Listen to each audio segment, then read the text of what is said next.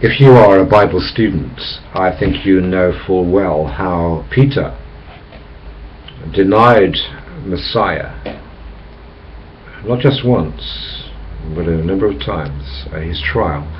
I don't even know this guy. And he went away and wept. And Messiah told him, he forewarned him, you will deny me before a cock crows. But when you've returned, Peter, strengthen your brothers. And wow, didn't he just do that? At Pentecost, he stood up in front of Jews and Jewish leaders and gave a great speech in Acts 2. And we'll look at Acts 3 now in particular.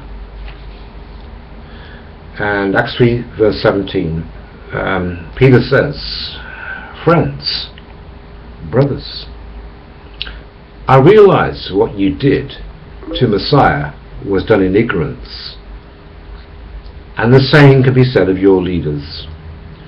But God was fulfilling what all the prophets had declared about Messiah beforehand.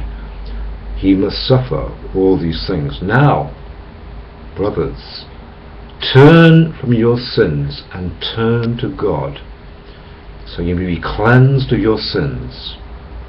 Then wonderful times of refreshment will come from the presence of the Lord, and he will send Messiah to you again. Interesting. For he must remain Messiah in heaven until the time for the final restoration of all things. That's an amazing verse in Acts 3. The restoration of all things. Now contemplate this with me carefully. The restoration of all things.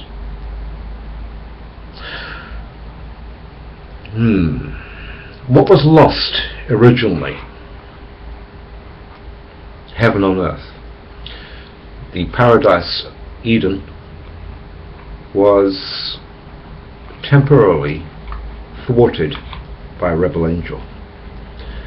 So Messiah came to restore all things. He talked about the regeneration, the recreation, where his brothers, the apostles, would sit on thrones to judge mankind. The restoration of all things. Beautiful. You see, if Peter had gone up on that platform and said, well, you killed God, they would have gone, nut job, and they would have sectioned him, or at least stoned him. At the most stoned him, rather. He appealed to them on scripture. He said, this is what the prophets wrote, brothers, that through Moses forecasted this, a man through Adam, through the loins of David.